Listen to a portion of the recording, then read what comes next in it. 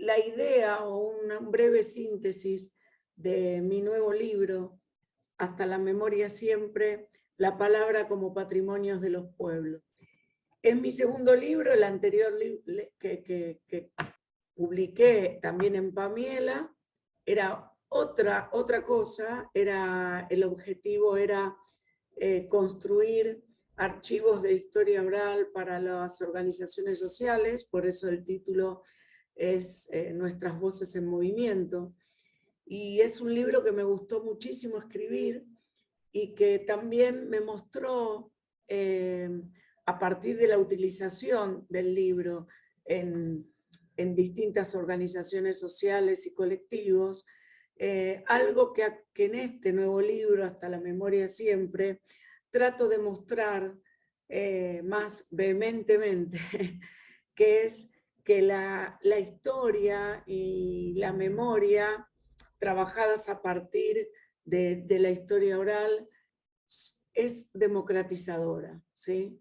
Es algo que hace que las personas puedan amplificar sus voces, las personas que no forman parte de los grupos de poder puedan amplificar esas voces y construir sus propias historias. El título tiene mucho que ver, ¿sí?, con esto, ¿sí?, que tiene que ver con algo que me tatué ahora, que tiene que ver con mi frase, una frase que yo adapté de un eslogan que es Hasta la victoria siempre, que todos conocemos, y yo hablo siempre, desde que trabajo con la historia oral en los últimos años más, y digo siempre hasta la memoria, siempre, ¿sí? Es como una frase que adopté, la hice mía y es muy significativa para mí. Este libro es un libro que tiene como subtítulo la palabra como patrimonio de los pueblos, ¿sí? Y que uno de los objetivos principales del libro es mostrar y demostrar a través de distintos recursos. Cada capítulo consta del análisis de distintos recursos que tienen que ver con la memoria, como por ejemplo lo es una fotografía, lo son las cartas, lo puede ser un documental, puede ser los eslóganes, como por ejemplo Hasta la victoria siempre, y otros recursos que si bien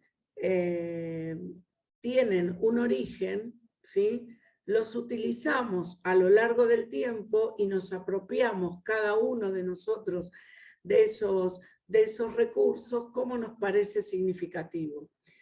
Y esto tiene que ver con las características que tiene la memoria, ¿no?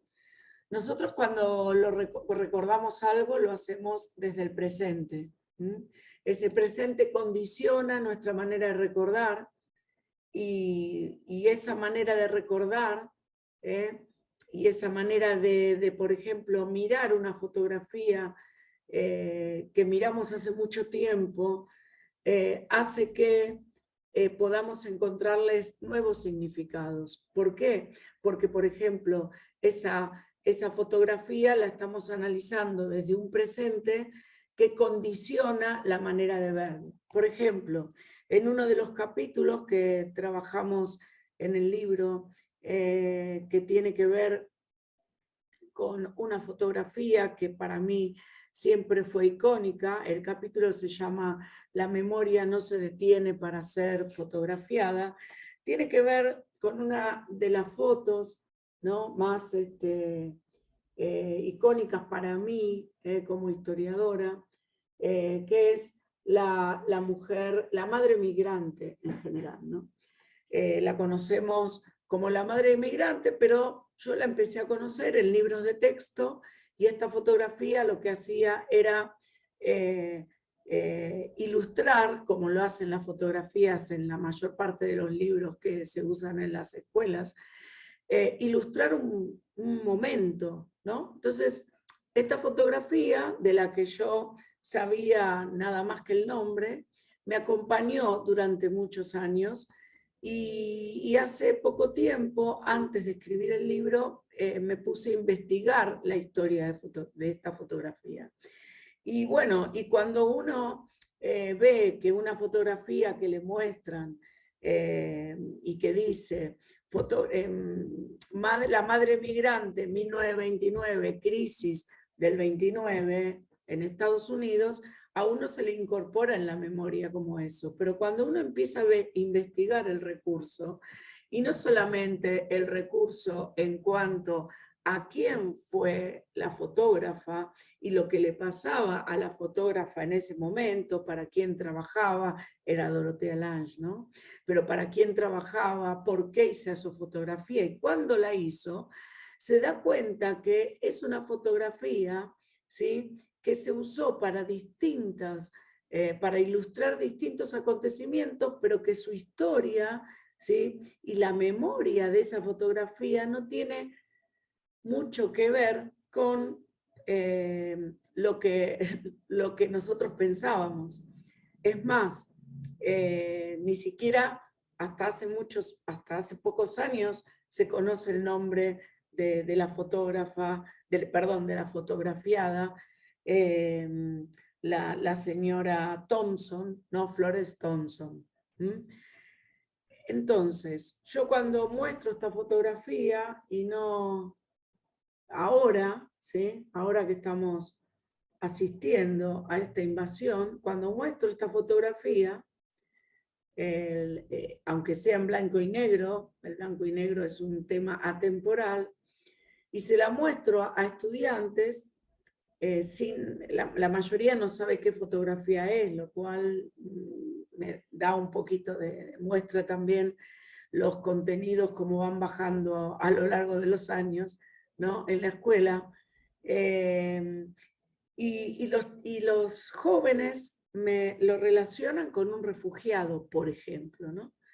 Y esto nos está demostrando que esa mirada, ¿sí?, de algo que ni siquiera fue sacada la fotografía en 1929, sino que fue sacada en 1936, ¿sí?, esa fotografía uno la mira desde un presente, ¿no? Entonces, ese presente está teñido en este momento por las imágenes que tenemos de la guerra o de otras situaciones de refugiados de los últimos años, ¿sí?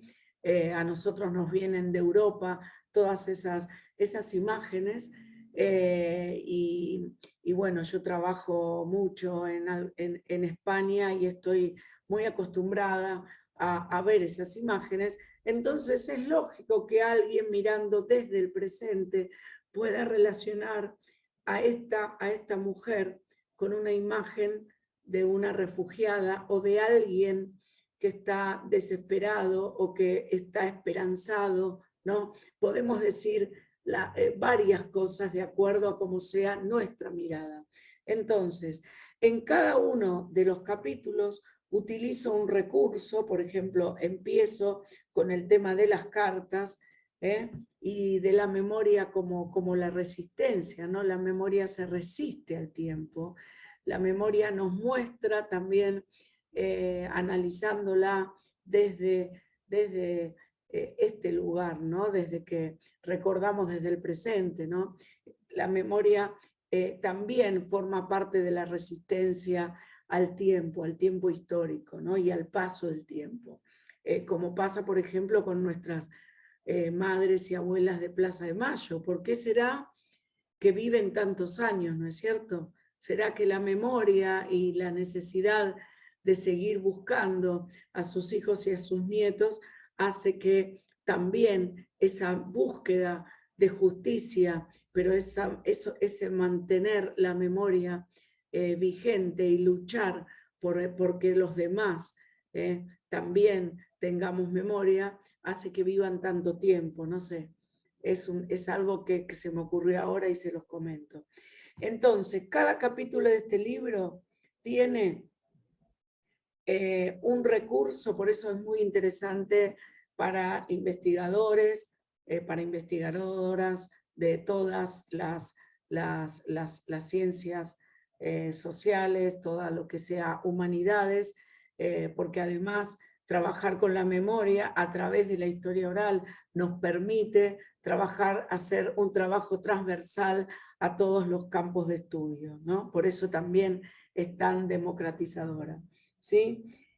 Los análisis de los eslogans, ¿sí?, que nosotros hacemos propios y que cuando investigamos el origen, realmente el hasta la memoria siempre no fue solamente hasta la memoria, perdón, hasta la victoria siempre. Me lo apropié tanto el hasta la memoria siempre que ya no me acuerdo del original, que tampoco es el original. Pero lo que importa no es cómo era el eslogan, lo que importa es cuándo surge ese eslogan y cómo ese eslogan, ese himno, esa canción, ¿no?, es adaptada y es tomada por distintos pueblos, ¿sí?, en todo el mundo, y adaptada a lo que les resulta significativo. Esto es lo que importa, ¿no? Por eso la memoria está presente. No podemos trabajar la historia sin la memoria, ¿sí? Y con la historia oral lo que hace la historia oral es funcionar como una especie de catalizador entre esa memoria y la historia, logra un balance, ¿sí? Logramos hacer un balance.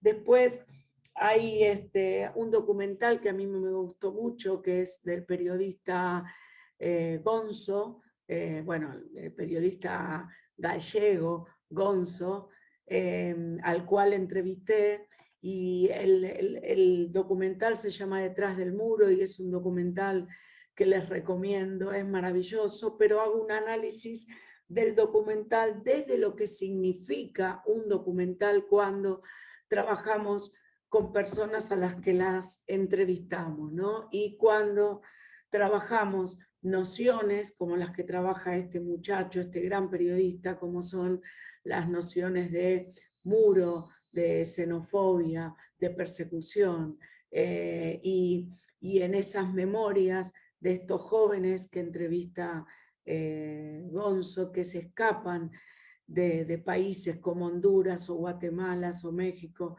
y que muchas veces no llegan, y que son violados, y que son maltratados, y que después no los dejan entrar, ¿sí?, a los lugares a los que quieren ir por una mejor vida, ¿sí? Cómo esa memoria de esos entrevistados también tiene que ver con la noción de lo que es un muro. O sea, nosotros podemos hablar de muro, pero no sabemos, podemos definir lo que es un muro, buscarlo en el diccionario, pero cuando vemos lo que pasa en este muro, en el muro que divide en la franja de Gaza y en todos los malditos muros que existen en el mundo, ¿sí?, ahí entendemos realmente lo que significa un muro. Después hay otros hay un capítulo en el que hablo del tema de los derechos del entrevistado, y ahí sí desarrollo mi tema, que es el tema de la historia oral, y de cómo hace unos años empecé a hablar del derecho de los entrevistados, y empecé a entender y a darme cuenta que cuando hacemos una entrevista con cualquier metodología, en mi caso con la metodología de la historia oral, esta entrevista tiene unos pasos a seguir, pero la propiedad intelectual la tiene el entrevistado, ¿sí? Por eso es tan importante respetar los derechos del entrevistado antes de la entrevista, durante y después de la entrevista. Entonces, hay una parte que yo muestro con mucho orgullo, y Chema y toda la gente de Pamela, con la calidad de impresión que tiene, me lo lograron plasmar y que la gente lo pueda ver. Cuando yo digitalizo una entrevista, porque tengo un canal que es público en archivo de historia oral, que se llama Otras Memorias, como nuestra asociación, y lo pueden consultar en YouTube. Yo cada vez que digitalizo una entrevista, recién acabo de digitalizar una, busco a los familiares, y algunas son entrevistas del año 1993. Y cuando busco a los familiares por las redes sociales, que son maravillosas para esto, busco los apellidos. Muchos de los inmigrantes que vinieron a la Argentina fueron polacos, polacos que escapaban de las persecuciones, rusos, italianos, ¿no? Pero principalmente los que vienen de Ucrania, ¿no? Ayer digitalicé una entrevista de personas que venían del mismo lugar que están bombardeando y de los que las personas están yendo, ¿no? Y bueno, y estas entrevistas, estos mensajes que mando son contestados, ¿sí? Son respondidos por los familiares. Entonces acá plasmé algunos de esas respuestas. Por ejemplo, cuando me encuentro con algún nieto, bisnieto, o inclusive tataranieto, porque estoy hablando de 1993, las respuestas son muy emocionantes. De repente te dicen, nunca escuché, no supe nunca, perdón, que mi abuelo había estado en un campo de concentración, por ejemplo, ¿no? Y esto no habla también, cuando uno vuelve a mirar la entrevista, esto le da un dato más, porque esta persona, por ejemplo, en la entrevista cierra la puerta y dice, no quiero que escuchen, ¿no? Habla de la culpa de esta persona también de haber podido sobrevivir, y su mujer y su hija no. Pero bueno, esto hace que la memoria cumpla también esa función de aunarnos. Y lo que pasa, acá hay varias capturas de pantallas con conversaciones, con nietos, con familiares. Lo que pasa es que también estas personas empiezan a formar parte de mi propia memoria y me empiezan a pedir que las entreviste para poder dar más datos, ¿no? Entonces, ahora no podemos tener excusa cuando hacemos una entrevista de no dar la entrevista a la persona, porque con las TICs y con las nuevas, bueno, con las TICs, las nuevas metodologías, como le dicen, que ya están entre nosotros hace mucho, y con la pandemia ya están, ¿sí? Las tenemos interiorizadas, podemos devolverle la entrevista en el momento en el que se la estamos haciendo, ¿sí? La copiamos y se la damos, o la mandamos por Google Drive o por lo que sea. Entonces, me doy el gusto de hablar, por eso de la restitución del patrimonio de la historia oral, y por eso hablo como subtítulo de este libro, La palabra como patrimonio de los pueblos. Y bueno, y cada capítulo empiezo con el libro de Isabel Allende, que trabaja con cartas, ¿no? Que trabaja con cartas que le hace a su hija, que estaba muy enferma, con la idea de contarle todo lo que se perdió, ¿no? Y acá interpelo al lector, y es interpelarme también a mí misma, ¿no? Si poder escribir una carta, poder escribir cartas no tienen, como ella hacía para su hija, es contarle a su hija, ¿no? Lo que pasó o lo que ella creyó que pasó, ¿no es cierto? Y esto es lo que nos pasa cuando trabajamos con la memoria, ¿sí? Por eso cuando hablamos de recuperar la memoria, yo soy bastante cauta con las palabras, y para mí la memoria no se puede recuperar tal cual fue, porque ni siquiera cuando hice la investigación de la foto puedo saber un montón de datos, por ejemplo, que la fotógrafa trabajaba para el gobierno de Roosevelt en ese momento y que tenía una intención que tenía que ver con el Estado y con lo que iba a ser el New Deal, pero tampoco puedo llegar al pensamiento que tuvo esa fotógrafa cuando sacó la foto, ¿no es cierto? Entonces, esto para los investigadores y en épocas de las fake news de los bulos, o como los quieran llamar. También trabajo con obras de arte, de museos, con un documental que es maravilloso y que lo conocí la primera vez que empecé mi relación con la gente de Navarra, en el 2005, en el congreso que se hizo en Pamplona, que hizo la Universidad Pública de Navarra, con un documental que se llama Presos del Silencio, que también hablo del documental, y bueno, y con distintas actividades, y también hay un capítulo que tiene que ver con mi propia memoria, que fui redescubriendo y reconstruyendo a partir de la nacionalización que hice, de la nacionalización española que me dieron que fue un trámite largo y que hice hace varios años. Y no quería dejar para el final,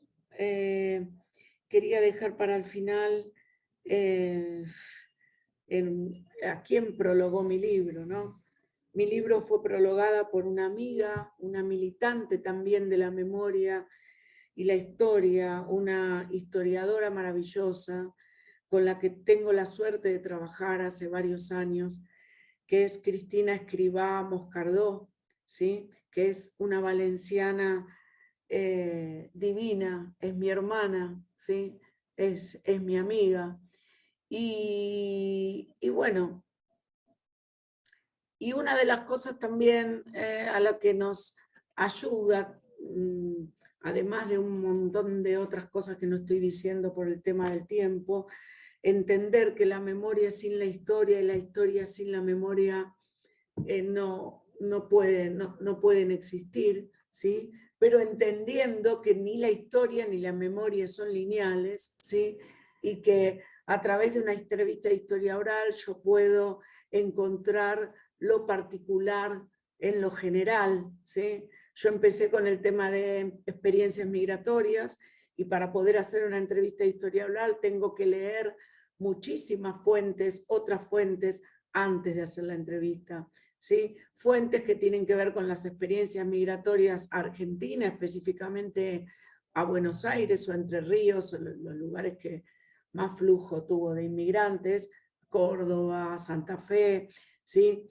Que son provincias de nuestro país, pero también tengo que saber el contexto en el que el entrevistado creció o vivió, del país que lo expulsó o del país que tuvo que salir, ¿sí?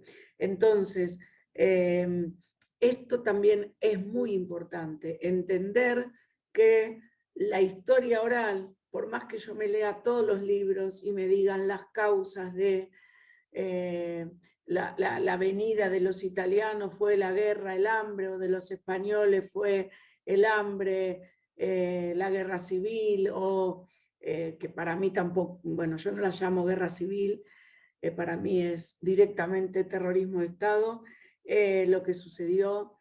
Entonces fue terrorismo de Estado, y mientras no se siga reconstruyendo la historia y la memoria como tiene que ser, las heridas no van a terminar, ¿no? Lo digo desde un país donde sí se hizo eso, y donde todavía falta mucho, y donde fue el pueblo el que obligó a los gobiernos, y fueron las madres y fueron las abuelas, a poder reconstruir en nuestra última dictadura, que dejó 30.000 desaparecidos, más todo lo demás que no se cuenta, que son los que murieron a causa de esos desaparecidos, los padres que no pudieron acompañar a esas madres que se siguieron, el miedo y todo lo que quería la dictadura, ¿no es cierto? Y lo que siempre quiere la dictadura.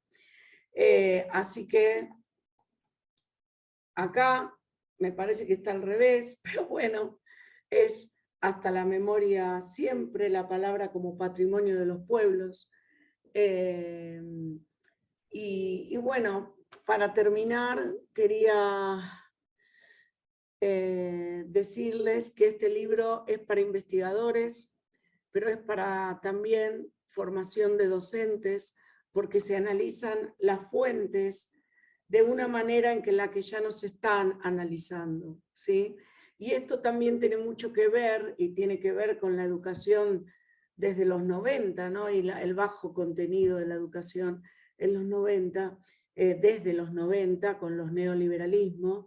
Esto tiene que ver con una necesidad que hay a partir de los medios y de los grupos de poder, es que nos creamos todo lo que nos dicen. Entonces, si un docente puede trabajar con un chico y una chica a partir de una fotografía, de cartas, de documentales, y confrontar todas esas informaciones y analizarlos desde el contexto en el que se dio, desde el contexto en el que se hizo, quién lo hizo, por qué se hizo, y vuelvo a la foto primera, que es de lo que más hablé.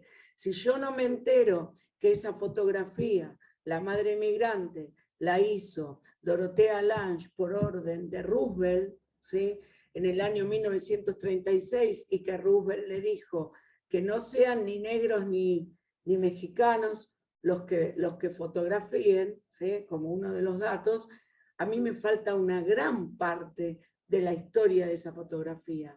Y si yo no tuviera la entrevista de la hija de esa persona, no me hubiera enterado cómo esa fotografía, ¿sí?, marcó la vida de esa mujer, Thompson, de Florence Thompson, que si bien no fue toda la vida pobre, quedó enganchada dentro de esa pobreza, aunque no hubiera vivido esa pobreza y de esa imagen, ¿sí? Y ni siquiera esa fotografía le sirvió para poder tratarse el cáncer, porque allá en Estados Unidos es muy caro, ¿no? Como sabemos, todo lo que tenga que ver con los tratamientos. Entonces, no sé si se habrá entendido o me habré explicado bien. La gente de Pamiela en su página tiene muy bien explicado todo. Y yo quería terminar con una frase del capítulo de la memoria como resistencia, que empiezo con una frase de Isabel Allende que dice: escucha, Paula, voy a contarte una historia para que cuando despiertes no estés tan perdida. La leyenda familiar comienza a principios del siglo pasado, cuando un fornido marinero vasco desembarcó en las costas de Chile, con la cabeza perdida en proyectos de grandeza y protegido por el relicario de su madre colgado al cuello. ¿Sí? Empiezo con estas palabras de la primera carta que le escribe Isabel Allende, y termino con el agradecimiento a todos ustedes. Hasta la memoria siempre. Gracias a todos y nos vemos pronto. Un beso enorme.